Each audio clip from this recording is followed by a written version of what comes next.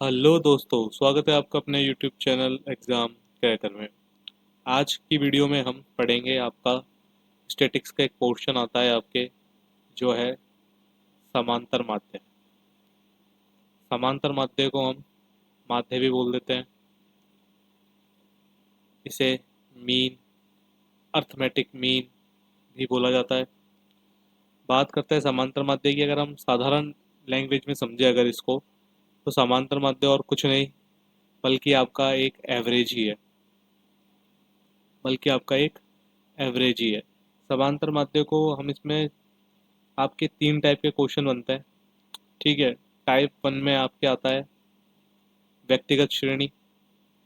Type two में आपके आ जाता है खंडित श्रेणी। और टाइप थर्ड में आपके आ जाता है सतत श्रेणी। सतत श्रेणी के दो पार्ट हो जाते हैं, आपके अपवर्जी श्रेणी और एक आपके समावेशी श्रेणी। सबसे पहले हम टाइप वन देखेंगे आज। टाइप वन में आपके आता है व्यक्तिगत श्रेणी। जब आपकी व्यक्तिगत श्रेणी की बात की जाएगी क्वेश्चन में, तो आपको एक जनरल सा एक डाटा दिया हुआ होगा जिसमें बोला होगा कि किसी क्लास में स्टूडेंट्स जो हैं आपके, उनके मार्क्स हैं 8, 7, 5, 4। बोला जाएगा 10 मार्क्स का एग्ज़ाम हुआ था जिसमें बच्चों के 8 मार्क्स आए, 7 आए, 5 हैं और 4 है। बोला जाएगा पूरी क्लास का एक माध्य बताओ या एवरेज बताओ। एवरेज अपने मैथ्स में यूज़ करते हैं। जब अपन स्टेटिक्स पढ़ेंगे तो उसमें आपका वर्ड यूज़ होगा माध्य। जब आप इन तीनों को ऐड करेंगे, 8 + 7 + 5 + 4, डिवाइड करेंगे हम टोटल नंबर से। आपके टोटल नंबर थे 4। ये आपके आ जाएगा 24 डिवाइडेड बाय 4। आपके आंसर आ जाएगा 6।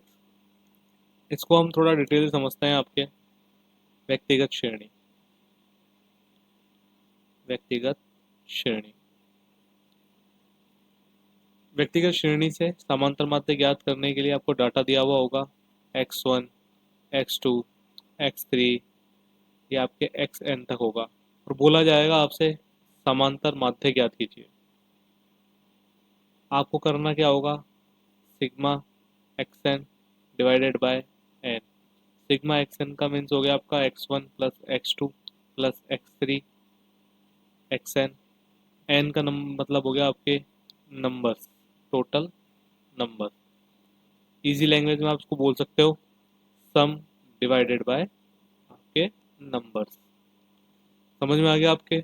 ये हो गया आपके व्यक्तिगत श्रेणी। एग्जाम में आपके डायरेक्ट क्वेश्चन पूछा जाता है। आपको कुछ डेटा दिया हुआ होगा जिसमें आपसे पूछा जाएगा कि इसका आप समांतर माध्य ज्ञात कीजिए। जो मैंने आपको लास्ट एग्जाम्पल में बता दिया था, कुछ इस तरीके से आपको डाटा दिया जाएगा और आपसे बोला जाएगा कि आप इसका समांतर माध्य ज्ञात कीजिए। टाइप टू की बात करते हैं। टाइप टू टाइप टू आती है आपके खंडित श्रेणी। खंडित श्रेणी, ये ऐसे आएगा आपके क्वेश्चन। आपको एक्स दिया हुआ होगा। एक्स का मीन्स हो गया आपके सपोज मार्क्स। ये आपके दिया हुआ होगा नंबर ऑफ स्टूडेंट्स, जिसे अपन बोलेंगे फ्रिक्वेंसी। फ्रिक्वेंसी का मीन्स होता है आपके एक पर्टिकुलर नंबर कितनी बार रिपीट हुआ है। जैसे आपके मार्क्स है मान लो 5, इसके आगे फ्रिक्वेंसी दे रखी है 9। तो अब ये 5 मार्क्स आपके कितने स्टूडेंट्स के हैं, वो आपका फ्रिक्वेंसी शो करता है। मार्क्स है आपके 10, 20, 30, 40। बोले आपके 10 मार्क्स आए आपके 4 बच्चों के, 20 मार्क्स आए हैं आपके 2 बच्चों के, 30 मार्क्स हैं आपके 3 के और 40 मार्क्स आए हैं आपके एक स्टूडेंट के। इससे हमको जब समांतर माध्य ज्ञात करना होगा, तो सबसे पहले हमको इसमें एफ एक्स निकालना होगा। एफ एक्स निकालने के लिए क्या करेंगे, हम 10 को 4 से मल्टीप्लाई करेंगे, ये आपके आ जाएगा 40। 20 को 2 से करेंगे 40, 30 को 3 से करेंगे 90 और 40 को 1 से करेंगे तो ये आपके आ जाएगा 40। जब हम इसका पूरा टोटल करेंगे तो आपका टोटल आएगा 210। इसका फॉर्मूला हो जाता है आपके sigma F X divided by sigma F. Sigma F है आपके नंबर ऑफ स्टूडेंट्स का टोटल, ये आपके आ जाएगा 10। सॉल्व करेंगे हम इसको तो ये आपके हो जाएगा 21। इसको थोड़ा डिटेल से समझते हैं। अगर हम बात की जाती है आपके खंडित श्रेणी की, खंडित श्रेणी की। इसमें आपको डेटा कुछ इस तरीके से दिया होता रहता है, एक्स एफ। यहाँ दिया हुआ होगा आपको x1, x2, x3, x4, xn तक। यहाँ पे आपको दिया हुआ होगा f1, f2, f3, कुछ इस तरीके से। आपको सबसे पहले ज्ञात करना होगा आपको fx। fx के लिए क्या करेंगे अपन, f1 मल्टीप्लाई विथ x1। ये इसी तरीके से आगे पूरा आप करते रहेंगे। एंड में आपको यहाँ निकालना होगा sigma F x. Sigma F x का मीन्स हो गया आपको एफ एक्स का जो भी सम आ रहा है वो निकालना है। इधर से आपको ज्ञात करना होगा सिग्मा एफ। इसमें आपके जो भी जितनी भी फ्रिक्वेंसी होगी उन सबका टोटल आएगा। फॉर्मूला हो जाएगा आपके sigma F X divided by sigma F. ये आपका फॉर्मूला हो जाएगा। आपको मैंने अब तक दो फॉर्मूले करा दिए।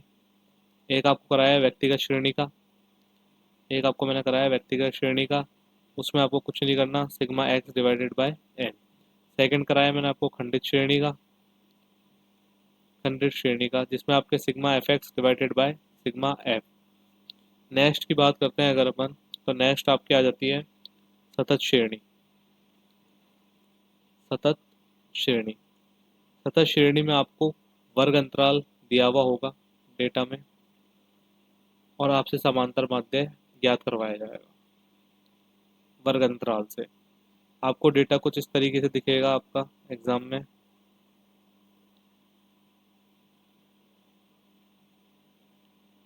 आपको डेटा ऐसा होगा, आपको यहाँ पे एक वर्ग अंतराल होगा 0 से 10, 10 से 20, 20 से 30, 30 से 40। यहाँ पे आपको फ्रिक्वेंसी दे रखी होगी 4, 3, 2, 1। सबसे पहले जब इस डेटा से हमको समांतर माध्य ज्ञात करना होगा, तो अब इस डेटा से हम कैसे करेंगे, क्योंकि मैंने आपको बताया आपके यहाँ पे सिग्मा एफ एक्स आता है। अब आपको एक्स गिवन नहीं है क्योंकि आपको तो यहाँ पे वर्ग अंतराल दे रखा है। तो सबसे पहले हम निकालेंगे इसकी मिड वैल्यू। मिड वैल्यू के लिए आपको क्या करना होता है, lower limit plus upper limit divided by 2। ये आपके आ जाएगा 5। सेम यहाँ करेंगे तो ये आपके आ जाएगा 15। इधर आपके आ जाएगा ये 25, और यहाँ पर आ जाएगा आपके 35। उसके बाद सेम वही खंडित श्रेणी वाली आपको प्रोसेस करनी है। सिग्मा एफ एक्स, एक्स हमने निकाल लिया है, यहाँ पे आ जाएगा वो 20। ये आपके आ जाएगा 45। ये आपके आ जाएगा 50, और ये आपके आ जाएगा 35। उसके बाद वही आपको sigma F X divided by sigma F. Sigma F आ रहा है आपके 4, 3, 7, 2, 9 और 1, 10। बात करते हैं आपके सिग्मा एफ एक्स की, तो ये आपके आ जाएगा 20, 50, 70, 30, 105, 45। ये आपके आ जाएगा 150। डिवाइड करेंगे 150 को 10 से, तो आपके आंसर निकल के आ जाएगा 15। सेम प्रोसेस थी, बस आपको वर्ग अंतराल जो आपको गिवन होगा उससे आपको एक मिड वैल्यू निकालनी होगी जिससे हमको एक एक्स मिल जाए, जिसमें फिर हम वही सेम आपकी जो खंडित श्रेणी वाली प्रोसेस थी सॉल्व करने की उसको फॉलो करेंगे। मैंने आपको बताया था खंडित श्रेणी, सॉरी, आपके सतत श्रेणी। सतत श्रेणी में आपके दो श्रेणी और आ जाती हैं जिसमें आपको एग्जाम में क्वेश्चन उसमें भी उस पैटर्न में भी आपको दे सकता है। कुल मिला के कुछ नहीं है सतत श्रेणी में। आपके जो वर्ग अंतराल गिवन होता है उस वर्ग अंतराल के दो टाइप होते हैं आपके क्वेश्चन में। एक आपके आता है अपवर्जी, एक आपके आता है अपवर्जी, और दूसरा आपके आता है समावेशी। अपवर्जी श्रेणी सेम वही है जो मैंने अभी आपको कराई थी। इसमें आपको डेटा होगा 0 से 10, 10 से 20, 20 से 30। ये एक पूरा कंटिन्यू डेटा होगा। इसकी अपर लिमिट आपके नेक्स्ट की लोअर लिमिट से मैच करेगी। ठीक है, उसके बाद आपके समावेश सीरीज, समावेशी सीरीज में आपके 0 से 9 होगा, 10 से 19 होगा, उसके बाद आगे 20 से 29 होगा। अब आप इसे मिड वैल्यू कैसे निकालेंगे, यहाँ पे तो आपकी श्रेणी खंडित हो रही है एक तरीके से। यहाँ पे आपके 0 से 9 आ रहा है, यहाँ पे आपके 10 से 19 आ रहा है, बीच में आपके डिफरेंस आ रहा है। इसके लिए आपको क्या करना होगा, आपको देखना होगा कि इसकी अपर लिमिट और इसकी लोअर लिमिट में डिफरेंस कितना है। दोनों में डिफरेंस आता है 1। इसका आप हाफ कर देंगे तो आपके आ जाएगा 0.5।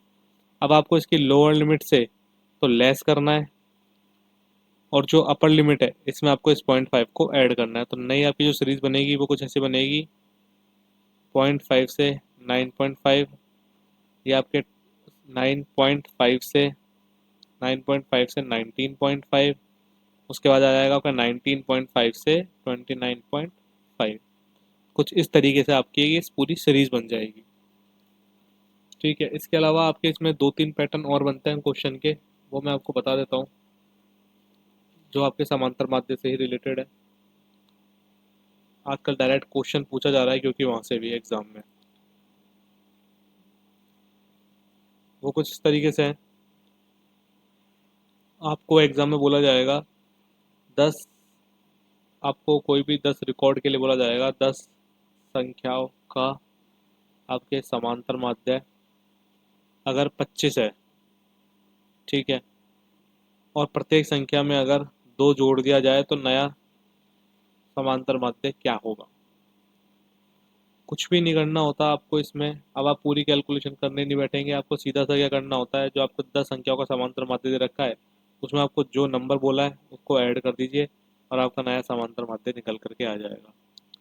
क्वेश्चन में आपको एक तो ये फर्स्ट क्वेश्चन हो गया। सेकंड क्वेश्चन में आपको बोल सकता है सेम क्वेश्चन में कि अगर हर संख्या में से 2 को लेस किया जाता है तो नया समांतर माध्य क्या होगा। सेम करना है आपको, 25 में से आपको 2 लेस कर देना है और आपका आंसर आ जाएगा। थर्ड आपसे बोल सकता है प्रत्येक संख्या में अगर 2 से डिवाइड किया जाता है या किसी भी नंबर से डिवाइड किया जाता है तो नया समांतर माध्य क्या होगा।